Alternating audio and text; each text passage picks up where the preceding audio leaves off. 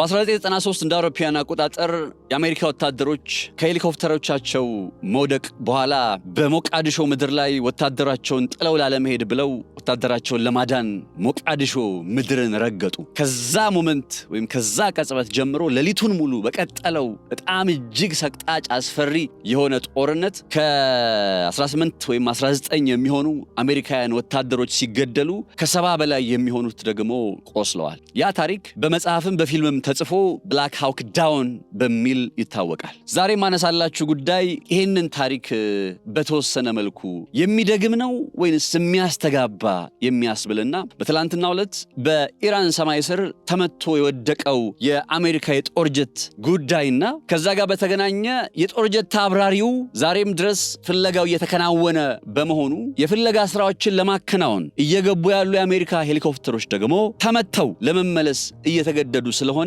የነዚህ የብላክ ሃውክ የተባለ የሚጠራ ስያሜ ያላቸው ሄሊኮፕተሮች በኢራን ሰማይ ውስጥም እንዲሁ ተመተው መሸሻቸው ጉዳይ የ1993ቱን በሶማሊያ ውስጥ የነበረውን የብላክ ሃውክ ዳውንን ታሪክ ሊያስታውሰን ይሆን ወይ የሚለውን ነገር በማጠቃለል የማቀርብላችሁ ይሆናል። ከዛም በተጨማሪ የሆርሙዝ ሰርጥ በመዘጋቱ ምክንያት ነዳጅ መወደዱ ይታወቃል።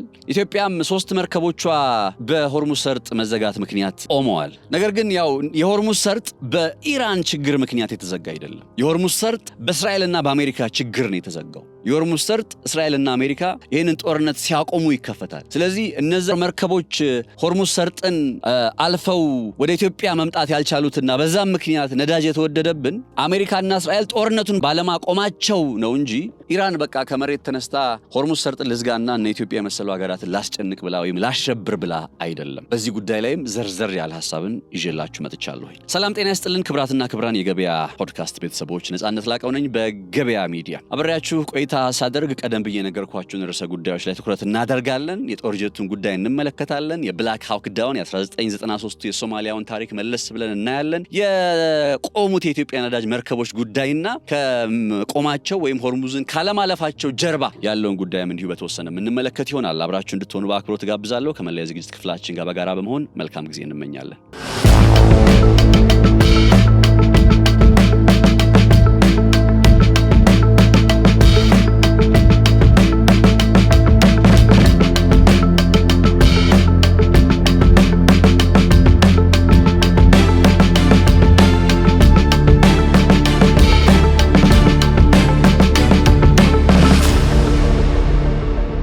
በኢራንና በእስራኤል ብሎም በአሜሪካ መካከል ያለው ጦርነት ወደ አዲስ ምዕራፍ የተሸጋገረ ነው። እንግዲህ 36 ቀን በሞላው በዚህ ጦርነት ውስጥ ምናልባትም አዲስ የሆነ ነገርን ሊያስመለክተን ይችላል የተባለው ጉዳይ አሜሪካ የጦር ጀቶች በኢራን ሰማይ ስር ተመተው የመውደቃቸው ዜናና ከዛም ጋር ተያይዞ የአውሮፕላን የጦር ጀቶቹ አብራሪ በኢራን ቁጥጥር ውስጥ ገብቷል ወይስ አልገባም የሚለው ጉዳይ ነው። ይሄ ጉዳይ እንግዲህ በኢራን በኩል የሚወጡ የመገናኛ ብዙሃን የሚዘግቡት ነገር አለ። በተመሳሳይ እንደነ ፎክስ ኒውስን ጨምሮ በምዕራቡ ዓለም በኩል ያሉ የመገናኛ ብዙሃን ይዘውት እየወጣ ያለ መረጃ አለ። ይህ ዘገባ እስከተጠናከረበት ሰዓት ድረስ አድርጋችሁ እንድትወስዱልኝ በአክብሮት ጠይቃለሁ። ምክንያቱም ደግሞ ዴቨሎፒንግ ስቶሪ ስለሆነ እየቆየ በሄደ ቁጥር አዳዲስ ነገሮችን እየተመለከትን ልንሄድ የምንችልበት አይነት ነባራዊ ሁኔታ አለ። ይሄ ዘገባ እስከተጠናከረበት ባለው ሰዓት ላይ የተፈጠሩ ከዚህ ከአሜሪካ የጦር ጀት በኢራን ውስጥ ተመቶ ከመውደቁ ጋር በተገናኘ የተፈጠሩ ነገሮች ምንድናቸው የሚለውን ነገር በተወሰነ እንመልከት። ዋናው ጉዳይ ምንድነው? ዋታፕ ደቀ ምንድነው የተፈጠረው የሚለውን ነገር ካየን በኢራን ውስጥ የአሜሪካ የጦር ጀት ተመቶ ወድቋል ነው። እና ምን አይነት የጦር ጀት ተመቶ ወደቀ? F-35 ነው F-15 ነው። በኢራን በኩል የሚወጡ እነ ማህርን ካያችሁ እነ ታስኒምን የዜና ምንጮች ከተመለከታችሁ መጀመሪያ ላይ F-35 የጦር ጀት ተመቶ ወደቀ የሚል ጉዳይ ነበር። F-35 የጦር ጀት ማለት እንግዲህ አሜሪካ በዚህ ሰዓት አለኝ ብላ የምትመካበት የአየር ኃይል ቴክኖሎጂዋ ነው። እነ ሩሲያ በኩል Su-35 ሲነሳ በእነ አሜሪካ በኩል ደግሞ F-35 ዋነኛው ነው። የአምስተኛው ትውልድ ጀነሬሽን ወይም የአምስተኛው ትውልድ የሚባለውን አይነት ቴክኖሎጂ የተገጠመለት ነው ይባላል። በአሁኑ ሰዓት አሜሪካ እንደዚህ አይነት F-35 አይነት የጦር ጀቶችን ወደ 1000 የሚሆኑ አምርታ ለተለያዩ የጦር እንግዲህ አስረክባለች። 20 የሚሆኑ የአሜሪካ አጋር የሚባሉ ሀገራትም እነዚህን F-35 የጦር ጀቶች ታጥቀዋል። ምን እንደሆነ ያሳያቸዋል። F-35 የሚባለው ነገር በነ ኢራን በኩል F-35 ነው ተመቶ የወደቀው የሚለው ጉዳይ አጽንኦት የተሰጠበት አሜሪካ የምትመካበት አሜሪካ በቃ አለኝ ብላ የምታስበው አይነት የጦር ቴክኖሎጂን መተንጣልን የሚለው ናሬቲቭ ስለሚፈልግ ነው። በአንጻሩ በእነ አሜሪካ በኩል የሚወጡ መረጃዎች ደግሞ F-35 አይደለም F-15E የተባለ የሚጠራው የጦር ጀት ነው ተመቶ የወደቀው የሚለውን ጉዳይ ደጋግመው እያነሱ ነው። ከዛ ተመቶ ወደቀ ነው የሚባለው ወይስ ተከሰከሰ ነው የሚባለው? ይሄኛው ራሱ በጣም ናሬቲቭ ላይ በጣም የራሱን ሚና ስለሚጫወት በርካታ የአሜሪካ መገናኛ ብዙሃን ክራሽ እያሉ ነው የሚገልጹት። በቃ ተከሰከሰ። መከስከስ የቴክኒካል ችግር ነው ይላሉ ነው። ከዛ በኋላ የአውሮፕላኑ የጦር ጀቱ ያጋጠመው የቴክኒክ ብልሽት የቴክኒክ ጉዳይ ነው እንጂ በኢራን ተመቶ አይደለም ክራሽ ነው ያደረገው የሚለውን ናሬቲቭ ለዛ ነው የሚፈልጉት። እነ ዋሽንግተን ፖስት ይዞት የወጡትን መረጃ ካያችሁ ይህንን አይነት ርዕስ ነው የሰጡት። ክራሽ አደረገ የሚል ርዕስ ነው የሰጡት። ከዛ F-35 F-15 በሚለው ጉዳይ ላይ መጀመሪያ ባይዘው F-35 ነበር ሲባል የነበረው። እኔም ብሬኪንግ ብዬ ዜናውን ትላንት ስሰራ በF-35 በሚለው ነበር የሰራሁትና F-35 የሚለው ነገር አንድ የጦር አብራሪ ብቻ ሊያበረው የሚችል አይነት ቴክኖሎጂም ይሆናል F-35 ከሆነ። F-15E የሚባለው አይነት ከሆነ ግን ሁለት ፓይለቶች ናቸው የሚኖሩት። ከዛ ኢራን ምን ብላ ነበር መሰላችሁ ትላንትና? ባይዘወይ በኢራን በኩል የሚወጡነት ታስኒምን እንዳልኩት እነ መሃርን ካያችሁ ኢቭን ያው ኮንፊርሜሽን አልተሰጠውም አልተረጋገጠም እንጂ ኦርጀቱ አብራሪ በኢራን ቁጥጥር ውስጥ ገብቷል፣ በኢራኖች ተይዟል፣ ተማርኳል እያሉ ነው የሚገኙት። እና በጣም ያሳቀኝ ወይም የገረመኝ ነገር ምን መሰላችሁ? ገና ይሄ እነ አሜሪካ እነ ፎክስ ኒውስ እነ ዋሽንግተን ፖስት ምናምን ዜና ይዘው ከመውጣታቸው በፊት ታስኒም ላይ ያነበብኩት የነበረው ዜና ምን ይላል? አሁን እነ አሜሪካ በእርግጠኝነት ይላል ዜናው ላይ ነው የምላችሁ፣ እነ አሜሪካ ጦር ጀት አብራሪውን አድነነዋል የሚል ዜና ይዘው ይወጣሉ። እንግዲህ እኛ በኢራን ውስጥ ግን የጦር ጀቱ አብራሪ በቁጥጥር ስር እንደሆነ የሚያመላክቱ አይነት መረጃዎች እየወጡ ይገኛሉ እያሉ ነበር ሲገልጹ የነበሩት። እንዳሉትም ነው የሆነው። ባይዘው ከሰዓታት በኋላ F-35 አይደለም F-15 ነው የወደቀው። ሁለት የጦር ጀት አብራሪዎች የሚያበሩት F-35 ነው የወደቀው። ከነዛ መካከል አንዱን አድነነዋል፣ ዋና ከፊት የሚቀመጠውን አብራሪውን አድነነዋል። ሁለተኛው ደግሞ ከኋላ የሚቀመጠውና የጦር መሳሪያዎች መኮንን ነው የሚባለው እና እሱን በፍለጋ ሂደት ላይ ቀጥለናል የሚል አይነት ጉዳይ ወጣ። ስለዚህ የናሬቲቭ ጦርነት በቃ ተጀምሯል። ናሬቲቭን እንዴት አድርገን ተቆጣጥረን እንቀጥል የሚለው ጉዳይ አሁን ላይ ባለው ነባሪያ ሁኔታ የምታዩቸው ዜናዎች ሁሉ አሜሪካ ከወደቁባት የጦር አብራሪዎች መካከል አንዱን አዳነች፣ አንዱ ግን እስካሁን ድረስ አልዳንም። ጥያቄ የሚሆነው አንዱን ማግኘት ከተቻለ አንዱን እንዴት ማግኘት አልተቻለም? ገብቷችኋል አይደለ? የመጀመሪያው ነጥብ ይሄ ነው። እንዴት ነው? ሁለት የጦር አብራሪዎች ነበሩ ተባለ። ሁለት የጦር አብራሪዎች ኢጀክት አድርገው ነው የወጡት። ልክ ጥቃቱ ሲፈጸምበት ኢጀክት አድርገው ከወጡ ፎርሹር መቼም እንደዚህ በጦር አብራሪዎች ላይ በጦር ጀቶች ላይ የሚያበሩ ሰዎች እንዲህ አይነት ነባሪያ ሁኔታ ሊመጣ ስለሚችል በእንደዚህ አይነት ነባሪያ ሁኔታ ምልክት የሚሰጣጡበት መንገድ አለ። ምልክት የሚሰጣጡበት ቴክኖሎጂ አለ። ጂፒኤስ እንደማብራት አድርጋችሁ ቁጠሩት። የአሜሪካ ወታደር የትኛው ቦታ ላይ እንደወደቀ የትኛው ቦታ ላይ እንደሚገኝ ሊያውቁ የሚችሉበት እድል በደንብ አለ። እና ለምንድን ነው ማግኘት ያልቻሉ ሲባል የመረጃው ናሬቲቭ እንዴት ነው የሚመስለው መሰላችሁ? መቼስ አንድ የአሜሪካ የጦር ጀት አብራሪ በኢራን ቁጥጥር ውስጥ ተማረከ ተያዘ ከሚባል ይልቅ ሁለት የጦር ጀት አብራሪዎች ወደቁና እነዛ መካከል አንዱን አዳንን አንዱን በፍለጋ ላይ ነን ቢባል ነው የተሻለ ለአሜሪካ ገጽታ የሚመጥ ነው። እኔ እንደዛ ብዬ ነው ማምነው። ይህንን አይነት ናሬቲቭ ነው የቀረበው። እንደምታውቁት ሁል ጊዜ የሚባለውን ነገር ሁሉ አላምንም። እንዴ ለምን የሚሉትን ጥያቄዎች አነሳለሁ። በምን መልኩ የሚሉ ጥያቄዎች የግድ መነሳት ስላለባቸው በዛ መልኩ F-35 ይሁን F-15 የጦር ጀት አብራሪ ሁለት ከሆኑ አንደኛው በቀላሉ ተገኝቶ አንደኛው ላይ ይገኝ የቻለበት ምክንያት ምንድን ነው? እንግዲህ ኦልሞስት 24 ሰዓታት እየመጣ ነው። እኔን ዘገባ በምሰራበት ሰዓት ላይ ክስተቱ ተፈጠረ ከተባለበት ሰዓት ጀምሮ ኦልሞስት 24 ሰዓታት እየሞሉ ነው። በእነዚህ 24 ሰዓታት ውስጥ አንደኛውን የጦር ጀት አብራሪ አግኝታችሁ ሌላኛውን የጦር ጀት የማግኘቱ ጉዳይ ካልተሳካ ሁለት ነገር ነው ሊሆን የሚችለው። አንደኛ በእርግጥም በኢራናውያን ቁጥጥር ውስጥ ገብቷል። ሁለተኛ ነገር ደግሞ እና አሜሪካ መጀመሪያም ያዳኑት ምንም አይነት የጦር አብራሪ አንድ ነበር የጦር አብራሪው። እሱም አንድ የጦር አብራሪ በቃ በኢራን ቁጥጥር ውስጥ ሆኗል።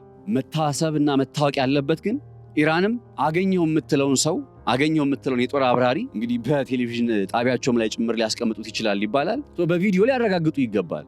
እና አሜሪካም ይህንን ነገር ሊያረጋግጡ ይገባል። አድነነዋል የሚሉት የጦር ጀት አብራሪ ማን ነው ምንድን ነው የሚለውን ጉዳይ ሊያረጋግጡ ይገባል። ለና አሜሪካ እንኳ ብዙ የሚከብድ አይደለም። ይህን ነገር ቢያደርጉትም ቀላል ነው የሚሆን። እነ ኢራን ግን የጦር ጀት አብራሪውን ይዘነዋል ካሉ ማርከነዋል ካሉ የግድ ያ የተማረከውን የተያዘውን የጦር ጀት አብራሪ በቪዲዮ ጭምር ማረጋገጫ ሊሰጡበት ይገባል። እንደምታውቁት ይሄ ጦርነት ከጀመረ ወዲህ ባሉት ጊዜያት የመጀመሪያ አይደለም የጦር ጀት ሲወድቅ። ለምሳሌ ያክል ፌብሩዋሪ 28 ጦርነቱ ጀመረና ከዛ ማርች 1 ላይ በኩዌት ውስጥ 3 F-15E የሚባሉት የጦር ጀቶች ያው በኩዌት ፍሬንድሊ ፋየር ነው የሚሉትና የኩዌት የጸረ አየር ላይ ጥቃት መከላከያ ቴክኖሎጂ ተሳስተው መተው ጥለዋቸዋል 3 F-15 የጦር ጀቶችን። ይሄ ማርች 1 ላይ የሆነ ነው። ማርች 12 ላይ KC-135 የሚባል ሪፊውል የሚያደርግ አየር ላይ ያሉ ጦር ጀቶቹ ነዳጅ የሚሞላላቸው የጦር አውሮፕላን ኢራቅ ውስጥ ተከስክሷል። በዚህ ምክንያት 6 የሚሆኑ የክሩ አባላት መሞታቸውም አይዘነጋም። ከማርች 12 እስከ ማርች 14 ድረስ ባሉት ቀናት ልክ ኢራቅ ውስጥ KC-135 የሚባለው ሪፊውለር ኤርክራፍት ወይም የጦር አውሮፕላን ወደቀ ከተባለበት ቀን ጀምሮ ባሉት 2 ተከታታይ ቀናት ከማርች 12 እስከ 14 ባሉት ቀናት 5 የሚሆኑ ልክ ኢራቅ ውስጥ እንደወደቀው አይነት KC-135 የሚባሉ ሪፊውለር የጦር አውሮፕላኖች በሳውዲ አረቢያ ተመተዋል። እንግዲህ ልብ አድርጉ፣ የመጀመሪያ አይደለም የምላችሁ ይሄንን ነው። በኢራን በኩልም በነገራችን ላይ F-35 የጦር ጀትን መትቼ ጣልኩኝ ስትል የአሁኑ የመጀመሪያው አይደለም። በ15 ቀን ውስጥ ምናልባት ለሁለተኛ ጊዜ የሚባል ነው። እንዲያውም የዛሬ 15 ቀን F-35 የጦር ጀትን መትቻለሁ ስትል ኢራን በእነ አሜሪካ በኩል ነገሩ ፕሮፓጋንዳ ነው ተባለና፣ ነገር ግን ደግሞ ቆየት ብሎ ምን ተባለ? አንድ የF-35 የጦር አውሮፕላን በኩዌት ውስጥ በሚገኝ ጦር ሰፈር ላይ በድንገተኛ ኢመርጀንሲ ላንዲንግ የሚባል አይደል፣ በእንደዚህ አይነት ነባሪያ ሁኔታ ኩዌት ውስጥ ለማረፍ ተገዷል ብለው ጭምር መረጃው ይፋ ሆኖ እንደነበር አይዘነጋም።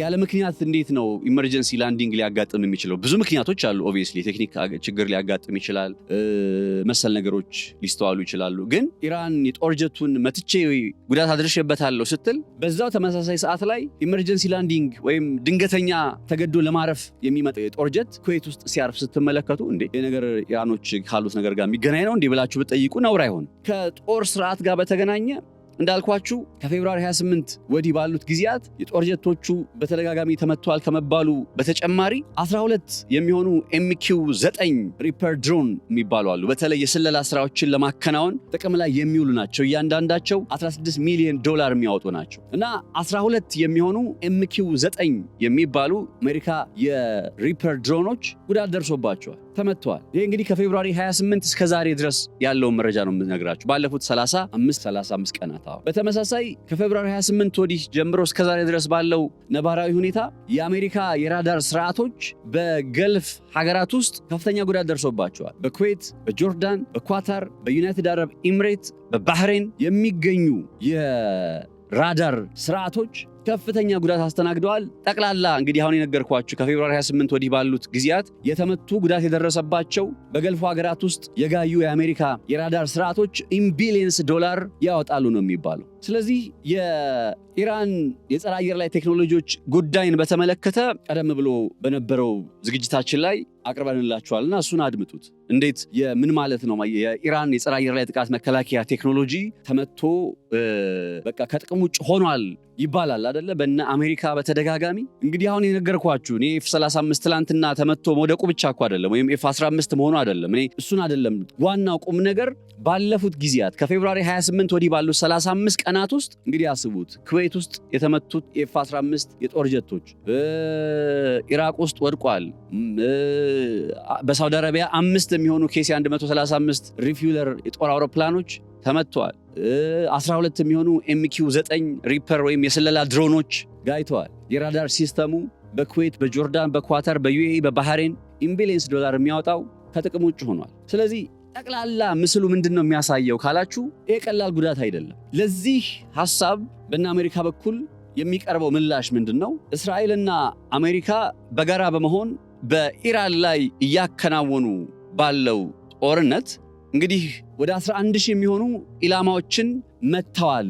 ከመቼ ጀምሮ? ከፌብሩዋሪ 28 ወዲህ ባሉት ጊዜያት ወደ 11,000 የሚሆኑ ጥቃቶችን ሰንዝረዋል፣ መተዋል። ስለዚህ ከነዛ ጥቃቶች አንጻር አሁን የዘረዘርኩላችሁ እንግዲህ ከፌብሩዋሪ 28 ጀምሮ በኢራን እንዲሁም ከዚህ ከጦርነቱ ጋር በተገናኙ ቀጥተኛና ቀጥተኛ ባልሆኑ ምክንያቶች የወደቁ የተመቱ የጦር ጀቶች፣ የጦር አውሮፕላኖች፣ ድሮኖች፣ የራዳር ሲስተሞች፣ እነዚህ ሁሉ ጉዳዮች እነ አሜሪካ እነ እስራኤል ካደረሱት ጥቃት አንጻር ሲነጻጸሩ እዚህ ግባ የሚባል ጉዳት አይደለም የሚል ካውንተር ምላሽን ይሰጣሉ። ሊሆን ይችላል። እሺ እና አሜሪካ 11000 ኢላማ መተው የደረሰባቸው ጉዳት አሁን የዘረዘርኩላችሁ ማለት ነው እነዚህ ትንሽ ናቸው ብሎ ምላሽ መስጠት እሺ እንስማማ።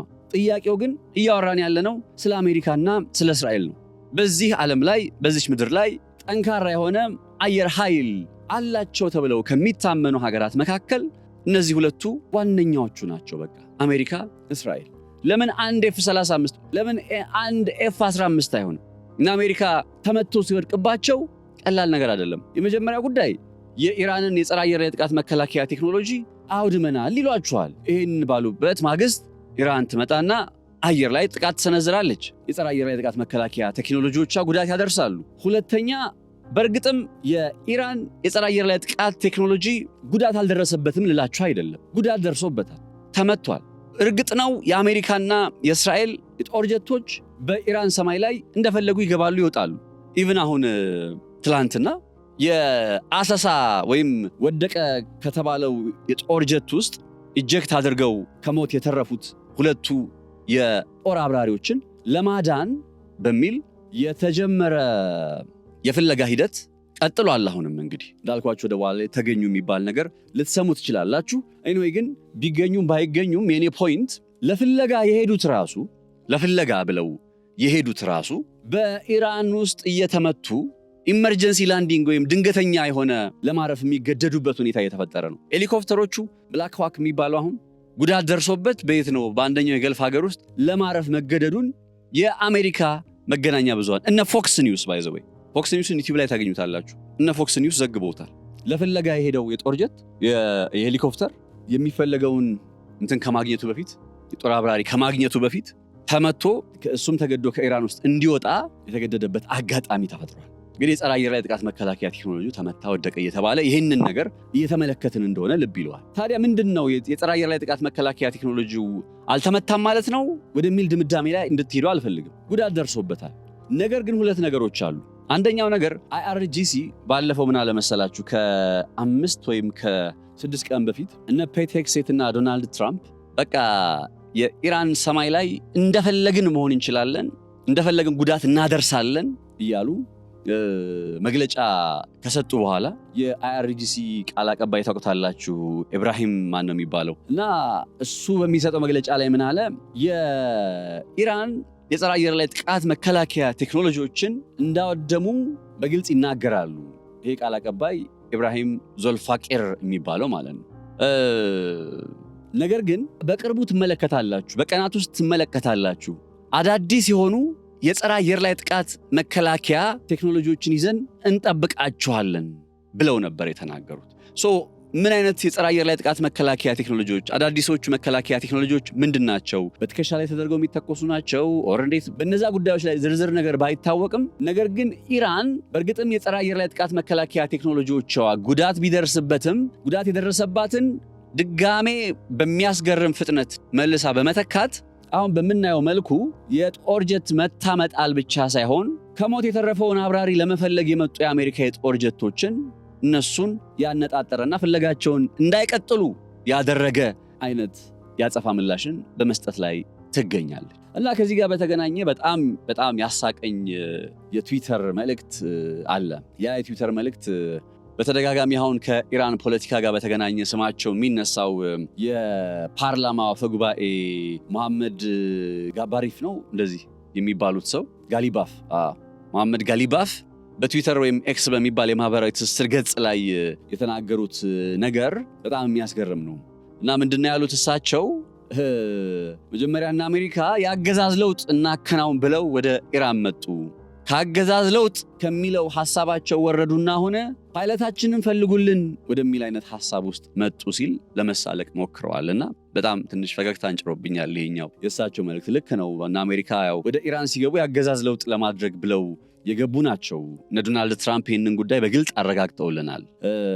ነገር ግን ደግሞ በዛው ተመሳሳይ ሁኔታ ዛሬ የጦር ጀት አብራሪያቸው ጠፋ እና ፓይለቱ እየተፈለገ ነው ወደሚል ዜና መተናል። የአገዛዝ ለውጥ ሊያደርጉ ገብተው ከሚለው ዜና ፓይለታቸውን እየፈለጉ ነው ወደሚለው ዜና መተናልና ይሄ በጦርነቱ ላይ ያለው ምስል እንዴት ነው የሚለውን ጉዳይ በጥያቄነት እንድንመለከት የሚያደርግ ክስተት ነው።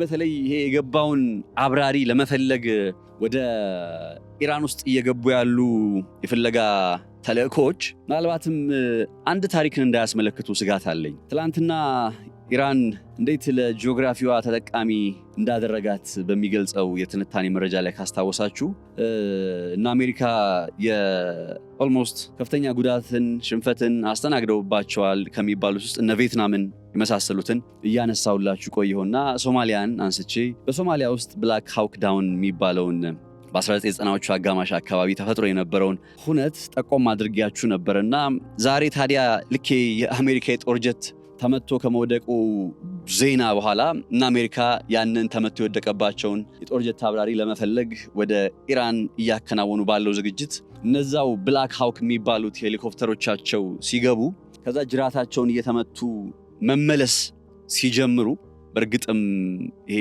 አጋጣሚ ወደ ብላክ ሃውክ ዳውን ወደሚባለው የታሪክ እውነት ውስጥ ሊወስደን ይሆን ወይ የሚለው ነገር ወደ አእምሮ ያቃጭሏልና ይሄኛውን ጉዳይ ተወሰነ ብላችሁ ደስ ይለኛል። ብላክ ሃውክ ዳውን የሚባለው ነገር ሶማሊያ ውስጥ እንዴት መሰላችሁ የተፈጠረው? እነ አሜሪካ በቀጥታ ታጣቂዎች አሉ ለእርዳታ የሚሆኑ ምግቦችን እየዘረፉ ነው፣ ስለዚህ እነዚህን ሰዎች ሄደን እርምጃ እንውሰድባቸው በማለት ሁለት ብላክ ሃውክ ዳውን የሚባሉ ሄሊኮፕተሮቻቸውን ወደ ሞቃዲሾ ልከው ነበርና ከዛ ሞቃዲሾ የላኳቸው እነዛ ሁለቱ የጦር ጀቶቻቸው የጦር ሄሊኮፕተሮቻቸው ብላክ ሃውክ ዳውን የሚባሉት ማለት ነው ድንገት ሞቃዲሾ ከተማ ውስጥ ከየት እንደመጡ በማይታወቁ የሮኬት ጥቃቶች ሁለቱም የጦር ሄሊኮፕተሮች ወደቁ። ከዛ አንድ ሰው ከሄሊኮፕተሩ ላይም ደግሞ ወደቀ እና ያንን የወደቀባቸውን አብራሪ ለማዳን ቀጠሉ ማለት ነው። እነሱም ወረዱና ውጊያው ቀጠለ ሞቃዲሾ ውስጥ ማለት ነው።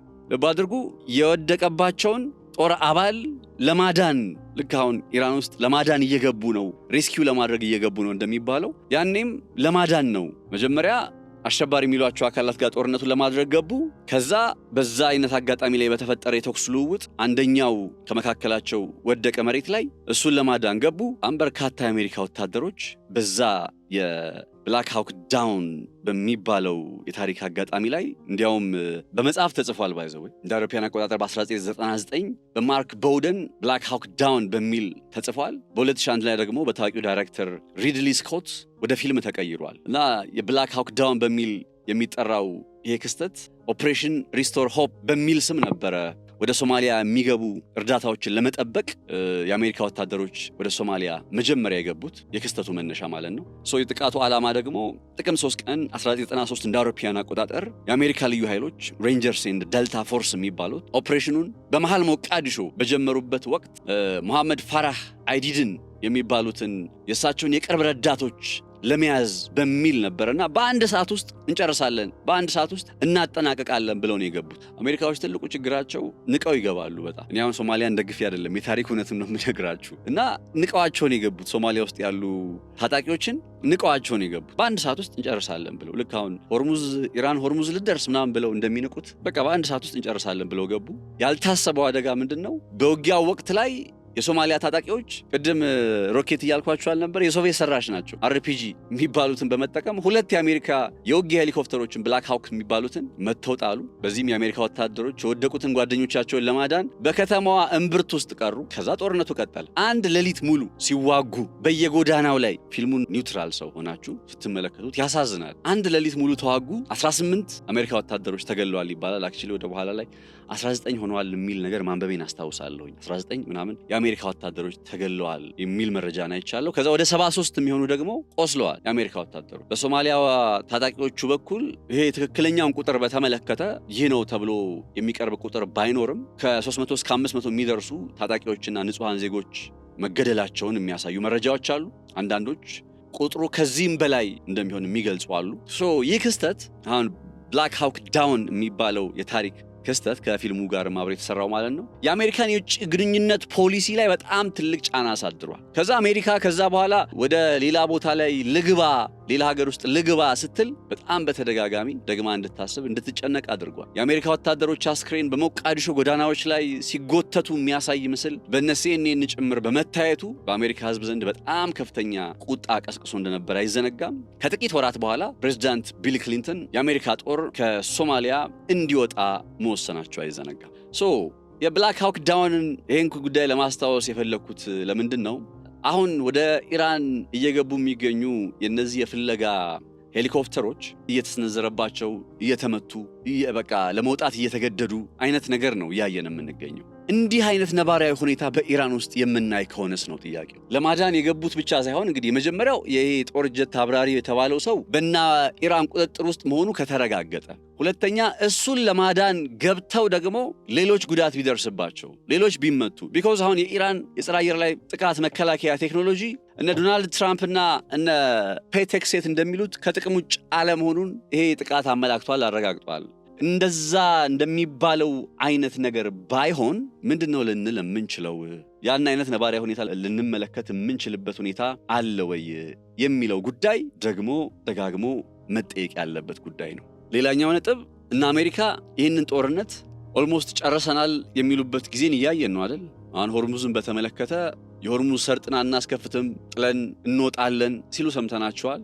ያው በጎን ደግሞ የሆርሙዝ ሰርጥን በጉልበት እናስከፍታለን የሚል ሐሳቦችን ቢደመጡም ያው የተደበላለቀ ቢሆንም የሚወጣው መግለጫ የአሁኑ ክስተት ግን እና አሜሪካ በኢራን ውስጥ ምናልባትም እግረኛ ወታደራዊ ጦራቸውን እንዲያስገቡ ገፊ ምክንያት ሊሆን ይችላል። ቢኮዝ አሁን ናሬቲቭ አመልጧቸዋል። ናሬቲቭ እንዴት አመለጣቸው?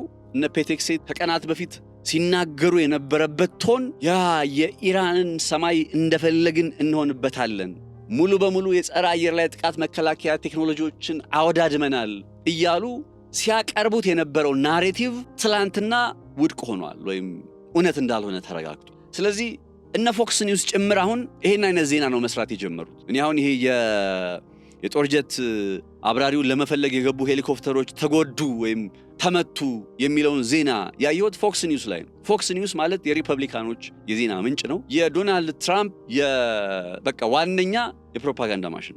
ልክ እነ ታስኒም እነ ማህር የኢራን ሐሳብን እንደሚያራግቡት ፎክስ ኒውስ ዋነኛ ስራው የትራምፕን መረጃዎች ማራገብ ነው።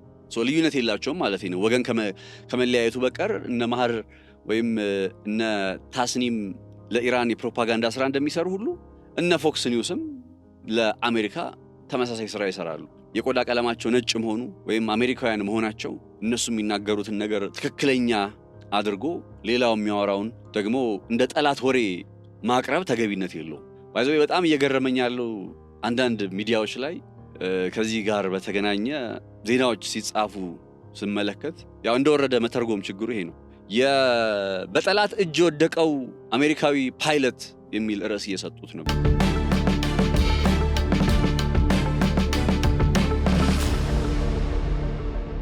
ኢራን ከመቼ ወዲህ ነው ጠላት የሆነችው? ኢራን ለኢትዮጵያ ከመቼ ወዲህ ነው ጠላት የሆነችው? እና ፎክስ ኒውስ ጠላት ብለው ሲገልጹ የፕሮፓጋንዳ ስራ መስራት ስላለባቸው ሜክ ሴንስ ጀጅ አናረጋቸው።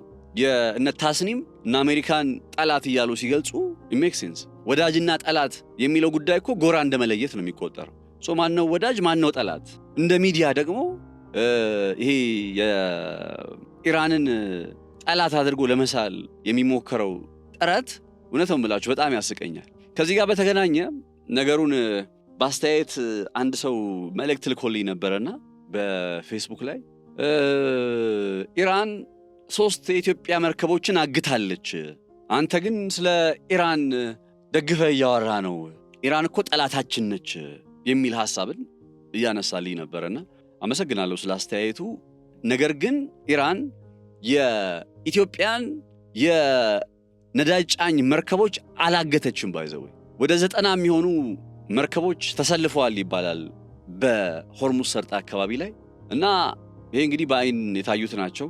ከያሉበት ያልተነሱም እንዲሁ ሊኖሩ ይችላሉ የሆርሙዝ ሰርጥ ስለተዘጋ። የኢትዮጵያ መርከቦችም ከነዛ መካከል አንዱ ናቸው። 180 ሜትሪክ ቶን የሚሆን ነዳጅ የጫኑት እነዛ የኢትዮጵያ መርከቦች ሆርሙዝ ሰርጥን ባለማለፋቸው ምክንያት ኢትዮጵያ ውስጥ የነዳጅ ቀውሱ እንደተባባሰም የንግድና ቀጠናዊ ትስስር መረጃ ያመላክታል። በግልጽ ንግድና ቀጠናዊ ትስስር ሚኒስቴር ይህንን ጉዳይ ይፋ አድርጓል። 180 ሜትሪክ ቶን የሚሆን ነዳጅ የጫኑ ኢትዮጵያ መርከቦች በሆርሙዝ ሰርጥ መዘጋት ምክንያት ቆመዋል።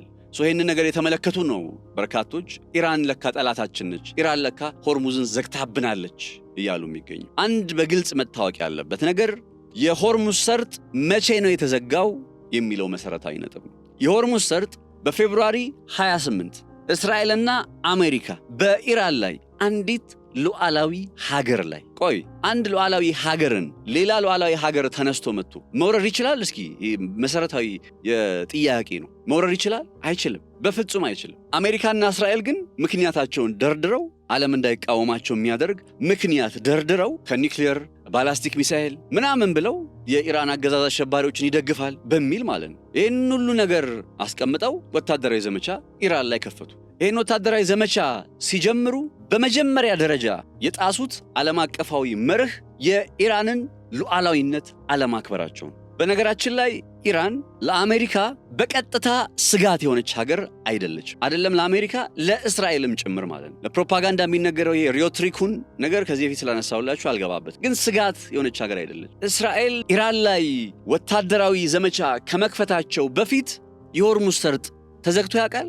ተዘግቶ አያውቅም። ተዘግቶ የማያውቅ ከሆነ ይህንን ወደ መዝጋት ሁኔታ ውስጥ ኢራን የመጣችው ለምንድን ነው ከተባለ ወደዛ አይነት ሁኔታ ውስጥ የመጣችው እየተከተለች ያለው የጦር ስልት አሲሜትሪክ በሚባለው የጦር መንገድ ያንን ለመጠቀም ያንን ስተገብር መቼስ ከእስራኤልና ከአሜሪካ ጋር እንደ በቃ ፊት ለፊት ጦርነት ማድረግ የሚለውን ሐሳብ በተለይ እንደዚህ አይነት በጣም ያው ጠንካራ የሆነ አየር ኃይል ያላቸው F-35 የጦር ጀት ወይም F-15 የጦር ጀት ተመቶ ወደቀ ስለተባለ በቃ የአሜሪካ አየር ኃይል ደካማ ነው ምናምን የሚል ድምዳሜ ላይ እንሄድም አይደለም። ውሸት ይሆንብናል። ራሳችንን መዋሸት ይሆን። ጠንካራ አየር ኃይል ያላቸው ሀገር ናቸው።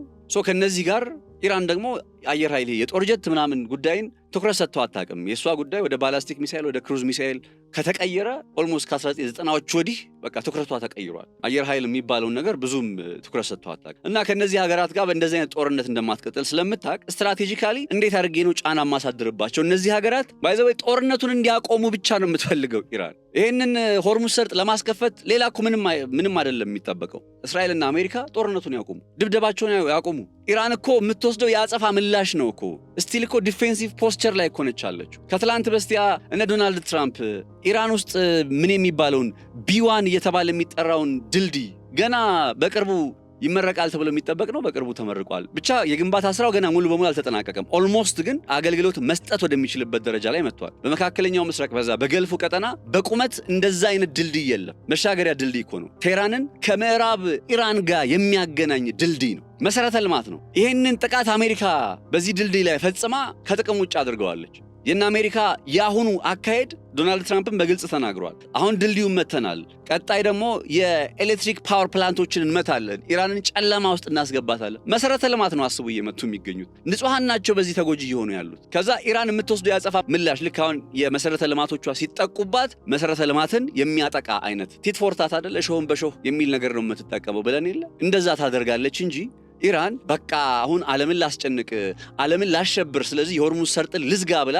ድንገት ከመሬት ተነስታ ዘግታ አይደለም ነገሩ የተፈጠረው። እንደዛ ቢሆንማ ኢራን እንደዛ ብታደርግ ኖሮ እኛም እንቃወም ነበር። እኛ ብቻ ሳይሆን ዓለም ይቃወም ነበር። የሚገርማችሁ ትላንትና በተባበሩት መንግስታት ድርጅት የጸጥታ ምክር ቤት የኢራንን ሆርሙዝ ሰርጥን ለማስከፈት የአረቡ ዓለም ሀገራት በዩናይትድ አረብ ኤሚሬት መሪነት የአረቡ ዓለም ሀገራት በጉልበት እርምጃ እንውሰድ የሚል የሪዞሉሽን ለማጸደቅ ጥረት ሲያደርጉ ቻይናና ሩሲያ ናቸው ውድቅ ያደረጉ። አርፋችሁ ተቀመጡ ብለው። ለምንድን ነው እነ ቻይናና ሩሲያ አርፋችሁ ተቀመጡ የሚሉት? እሺ እሱን ተውት። እነሱ ከእነ አሜሪካ ጋር ስለማያስማሙ ነው እንበል። ፈረንሳይ የምዕራብ ዓለም ሀገር፣ ስፔን፣ ኦስትሪያ እና ዩናይትድ ኪንግደም በተለይ ፈረንሳይ፣ ስፔንና ኦስትሪያ አሜሪካ በኢራን ላይ ለምትፈጽመው ጥቃት የአየር ክልላችንን አትጠቀምም ብለው መግለጫ ያወጡትና ተቃውሟቸውን ያሰሙት ምን ስለሆነ ነው?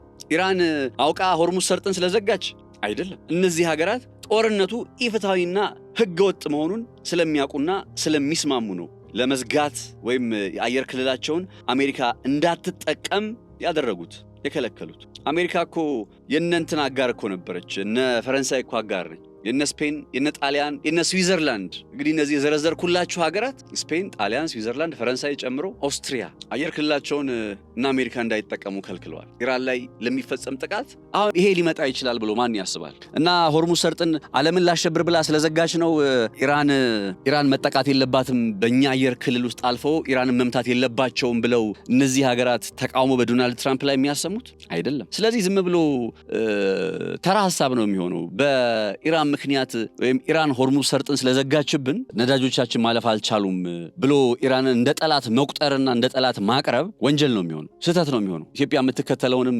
የኒውትራሊቲ ፖሊሲ አክቹሊ የኒውትራሊቲ አካሄዳችንን ከተሆነው ዋላ ደር ብለናል፣ ግን ስህተት ነው ይሄኛው አካሄድ። ሌላኛው ነገር ትላንትና ፋና ብሮድካስቲንግ ይዞት የወጣ መረጃ አለ፣ የኢትዮጵያው ፋና ብሮድካስቲንግ ኮርፖሬሽን። ይሄ መረጃ ከምን ጋር ይገናኛል? የፈረንሳይ መርከብ ለመጀመሪያ ጊዜ በሆርሙዝ ወሽመጥ ማለፏን የሚገልጽ ነው። እንግዲህ አስቡ፣ ፈረንሳይ ማለት የምዕራቡ ዓለም ሀገር ነች አይደል? ፈረንሳይ የምዕራቡ ዓለም ሀገር ሆና በሆርሙዝ ሰርጥ በኩል መርከቦቿ ያለፉት ምንም ተፈጥሮ ሳይሆን በዲፕሎማሲያዊ ስራ ኢማኑኤል ማክሮን ባይዘወይ ባለፉት 35 ቀናት ይሄ ጦርነት ከጀመረ በኋላ ከኢራኑ ፕሬዝዳንት መሱድ ፔዝኬሺያን ጋር 2 ጊዜ ተገናኝተዋል። ለመጨረሻ ጊዜ ንግግር ያደረጉት ከትላንት በስቲያ ነው፣ በስልክ የተነጋገሩት እና ይሄ በስልክ መነጋገራቸው ፈረንሳይም ደግሞ በዚህ በጦርነቱ ላይ የኒውትራሊቲ አቋም ለመያዝ ነው ባይዘወይ አየር ክልላችንን አናስጠቅምም ያሉት ውግንና ላለማድረግ ጭምር ነው። እዛ አይነት ሁኔታ ላይ መሆናቸው ታሳቢ ተደርጎም ነው እነ ኢራን የፈረንሳይ መርከብ በሆርሙዝ ሰርጥ በኩል እንዲያልፍ የፈቀዱት። ስለዚህ ኢትዮጵያም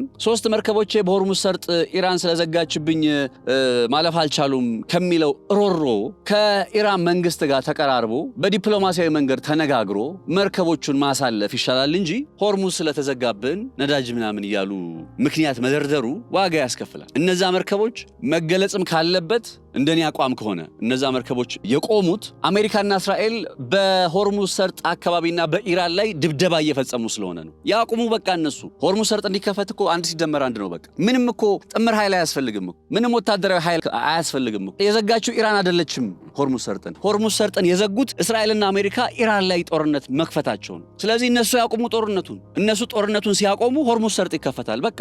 1 ሲደመር 1 ነው የምላችሁ። ለዚህ ነው ነገሩ እንደዛ ሆኖ ሳለ ኢራን የሆርሙዝ ሰርጥን ስለዘጋችሁ ነዳጅ ተወደደ፣ ስለዚህ ኢራን ጠላት ነች ብሎ ሐሳብ መስጠት ተገቢነት ያለው አይመስለኝም። የሆርሙዝ ሰርጥን ኢራን አልዘጋችውም፣ አሜሪካና እስራኤል ናቸው የዘጉት። እነሱ ጦርነቱን ሲያቆሙ የሆርሙዝ ሰርጥ ይከፈታል ፔሪድ። ስለዚህ ይሄኛውን ጉዳይ መነካካት የፈለኩት ያው አስተያየቱ መጥቶ ስለነበረ ክሊር አውት ላድርገው ብዬ ነው ያለውን ነባራዊ ሁኔታ እንጂ ዛሬ ዋና ፎከስ አድርጌበት የነበረው የዚህ የጦር ጀቱ ጉዳይ ጋር ተያይዞ ያለው ነባራዊ ሁነት ነው። ለማንኛውም ይሄ ጦር ጀት ፍላሽ ፖይንት መሆኑ አይቀርም። ወደ ዋናው ነጥብ ስንመለስ ያው ጠቅላላ አድርጌ ሳቀርብላችሁ ይሄ የጦር ጀት አብራሪ እንግዲህ በኢራናውያን ቁጥጥር ውስጥ ገብቷል ለሚለው ጉዳይ ማረጋገጫ ተገኝቶ በቪዲዮም ጭምር ከተረጋገጠና ከታየ እና አሜሪካ እንግዲህ ያው የብላክ ሃውክ ዳውንን ታሪክ ይደግማሉ ወይንስ ደግሞ ሌላ አይነት ነባራዊ ሁኔታ እንመለከታለን የሚለውን ነገር እንዲሁም እንጠባበቅ ነው የሚሆነው። ፎር ሹር በገበያ የዩቲዩብ ቻናልም ይህንን ጉዳይ እየተከታተልን ከስሩ ይዘንላችሁ ምን መጣ ይሆናል። ይህንን ዘገባ ከሰራሁት በኋላ ሊመጡ የሚችሉ ዴቨሎፒንግ ስቶሪዎች ካሉም በሌላ የመረጃ ሰዓታችን ላይ የምናጠቃላችሁ ይሆናል። ያው ዋነኛ ጉዳይ በፖድካስቱ ላይም ወደቀ አልወደቀ የሚለው ነጥብ ሳይሆን ወይም ተገኘ አልተገኘ የሚለው ነጥብ ሳይሆን ጦርነቱ ወደ ምን አይነት አዝማሚያ እየሄደ መሆኑን መግለጽ ወይም አንድምታዎቹ ላይ ፎከስ ማድረግ ስለሆነ ብዙም እንትን የሚል አይመስለኝም። ለማንኛውም የዛሬው ጥንቅር ይህንን ይመስል ነበር። አብራችሁ ስለነበራችሁ ከልብ አመሰግናለሁኝ። ሀሳብ አስተያየቶቻችሁን በኮመንት መስጫው ላይ ያስቀምጡልኝ። ከመላው ዝግጅት ክፍላችን ጋር በጋራ በመሆን መልካም ጊዜ እንመኝላችኋለን።